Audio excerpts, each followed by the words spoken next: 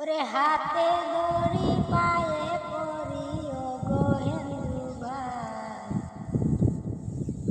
আমার দিকে নিজে না নজর দিবা না।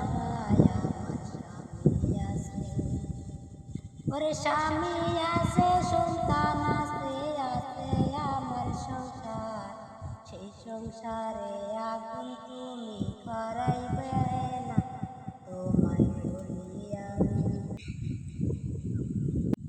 ওরে স্বামী নিয়ে আসি আমি অনেক যে সুখে, আমার স্বামী অনেক যে না ভালো না বাসে। আমি কেন যাব,